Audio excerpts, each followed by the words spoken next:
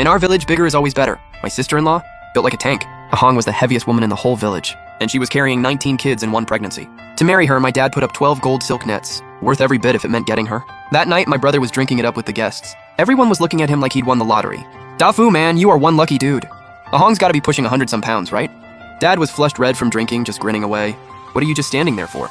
Go bring your sister-in-law some honeyed pork. I nodded. I loaded up a big bowl of honeyed pork and headed to her room. There she was in her red wedding dress, sitting on the bed like an actual mountain. I set the pork down on the table. She couldn't get up, and I definitely couldn't pull her up either, so I hollered for Dad. My brother saw this and snapped. She eats lying down, why'd you put it so far away? Sister-in-law quickly cut in. I told him to put it there. My brother brought the bowl right up to her, and fed her bite by bite. She didn't even chew. Just sucked it in and swallowed whole, finished the whole bowl and still looked hungry. Dad could tell she wasn't full. He waved me over to grab the whole jar. My brother went to spoon some out, but she beat him to it. She grabbed a fistful and shoved it straight in. Slurp, slurp. A whole jar of honeyed pork, gone in no time. Dad and my brother watched. Nodded with approval. It's getting late. Dafu, y'all get to the bedroom already. Nothing matters more in this village than having kids. My brother was already ripping off his wedding clothes. Sister-in-law licked her greasy lips with a shy smile. Why are you still standing here? Go clean up outside. Dad snapped at me and dragged me out the door. I went to the front yard to deal with the mess. Dead quiet outside. I could hear every creak from the back room. Not long after, sister-in-law was pregnant. My brother knocked back a whole cup of wine in celebration. With Ahong's build popping out 10 or 8, no problem. But Dad kept shaking his head. Your mom was 400 pounds and had 11 in one go. Ahong's closing in on 600. She better have at least 20. My brother's grin just got bigger. 1 month later, Dad brought in the village midwife, Granny Zhu, to feel the baby. Granny Zhu, come take a look. She walked in and reached out with her bony hands, her wrinkled mouth opening and closing, like she was counting. My brother asked, so how many? 19, a full 19. Oh, Ahong, you're the MVP of this family. My brother happily planted a big kiss on her cheek. Sister-in-law blushed and laughed along. Hey, old Seven, don't forget to send me some meat when it's time. Her cloudy eyes slid over to sister-in-law. Dad laughed and said, you'll get yours and the tenderest cut after she delivers. After Granny Zhu left, I had to ask Dad, when Mom had us, what tender meat did you give Granny Zhu? Mind your business, girl. Go get your sister-in-law some honeyed pork. Sister-in-law's stomach was growling again. Before Dad even said anything, I was already feeding her. After eating, she drifted off to sleep again. By the 7th month of the pregnancy, I was helping her bathe. The moment I touched her belly, I could feel the babies moving. But even so, my brother still wouldn't leave her alone, day or night. I tried to talk him out of it, he wouldn't listen. In the end, it was sister-in-law who paid the price. Her water broke at just 8 months. My brother came running out, pants half up in a full panic. Dad was lounging in his chair, soaking up the sun.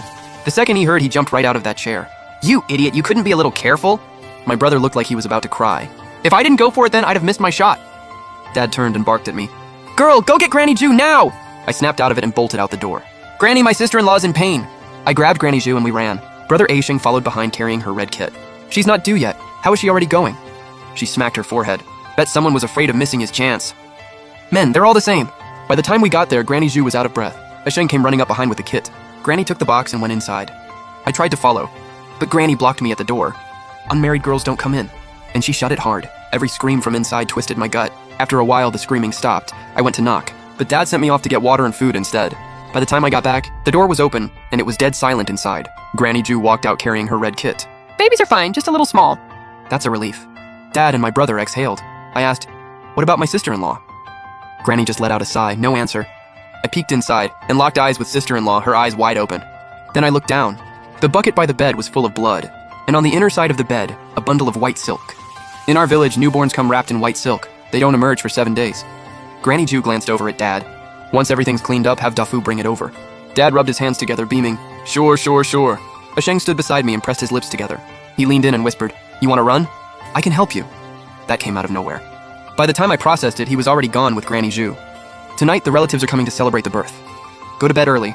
Wander off again and I'll break your legs. I'd barely made it back to my room. When the noise outside started, the relatives arrived, everyone laughing it up. I watched from my window as Dad bragged, we won't go hungry this summer. Old Seven, you are one blessed man. They settled right in the courtyard, drinking and eating. Nothing beats fresh meat. Pair it with some wine, absolutely unreal. Actually, I think day 3 of curing is the sweet spot. Ha! Everyone dig in! They used to treat her so well. Now they didn't care if she lived or died. My heart went cold. I sat back down and shut my eyes. When I opened them again, it was noon. The two of them were out in the yard dividing up hunks of meat. I stared. Dad, did you go hunting again? He gave a vague grunt. My brother suddenly remembered he hadn't sent Granny Zhu her share and looked right at me. Dad's face dropped, like he didn't want me to go. Dad, it's fine, it's all wrapped up. My brother grabbed a bamboo basket and handed it over. He told me to hurry. I looked at the lump inside and asked, what even is this? My brother snapped, ask again and I'll cut your tongue out. I saw he meant it. I grabbed the basket and ran. I ran the whole way to Granny Ju's house. Almost there, and I couldn't hold back anymore. Curiosity got the better of me. I reached in and unwrapped the paper.